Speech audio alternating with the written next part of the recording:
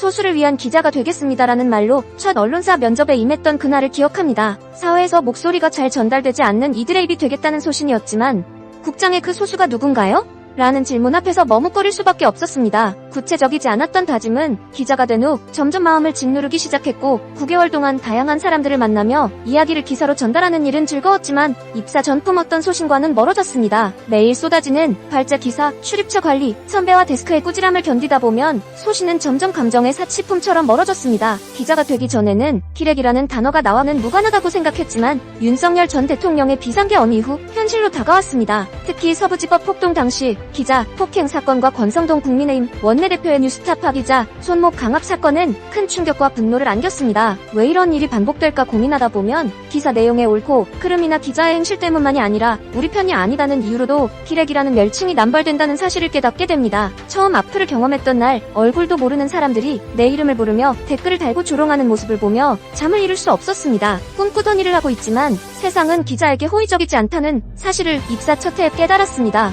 기자들에게 책임이 없다고 말할 수는 없으나 신출내기인 내가 무슨 변명을 하든 무의미하다는 생각이 들었습니다. 그래서 기레기가 되지 않기 위해 기사 한 줄, 단어 하나에도 신경을 쓰며 최대한 많은 사람들의 이야기를 들으려 노력했습니다. 정의에 부합하는 기사를 쓰기 위해 고민을 거듭했고 점차 기자는 무엇인가? 어떤 기자가 되어야 하는가?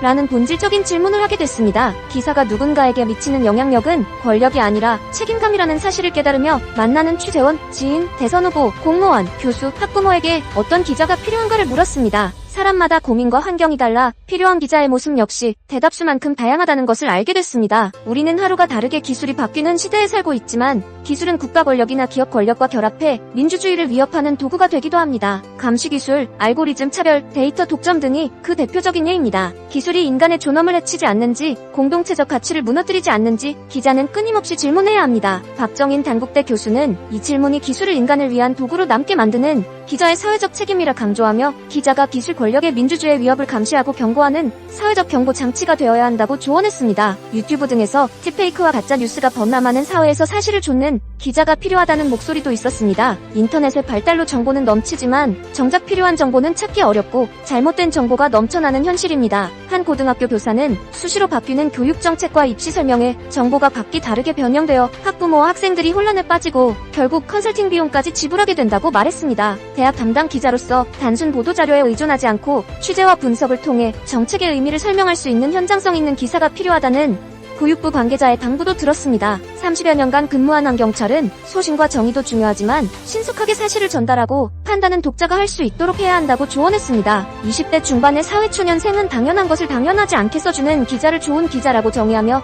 청년들의 작고 당연한 불편함에 주목해달라고 말했습니다. 한 달여 동안의 고민과 대화를 통해 20년 후의 모습을 다시 그려보게 되었고 이제는 면접관의 질문에 이렇게 답할 수 있을 것 같습니다. 불확실한 미래 앞에 선 청년들을 위한 기자가 되고 싶습니다. 대학 입시를 준비하며 수많은 정보에 지쳐버린 고등학생, 진로를 고민하는 대학생, 비싼 등록금과 아르바이트로 하루하루를 버티는 청년들, 그들은 변화의 한가운데에 있지만 정작 자신의 이야기를 세상에 전할 기회는 많지 않습니다. 수치와 통계의 평균값으로만 소비되는 이들에게 목소리를 되돌려주고 싶습니다. 수시로 바뀌는 교육정책, 쉽지 않은 입시 정보, 불투명한 노동시장 속에서 갈피를 잡지 못하는 청년들에게 닿는 기사를 쓰고 싶습니다. 정보를 전하되 현실을 담고 사람을 기억하는 기자가 되고 싶습니다. 그저 자료를 나열하는 것이 아니라 개인의 맥락과 감정을 읽어낼 줄 아는 기자, 독자들이 자신의 삶과 이어지는 기사를 통해 잠시 멈춰 생각할 수 있게 하는 기자가 되고 싶습니다. 기레기가 아닌 기자, 진짜 필요한 기자를 묻다.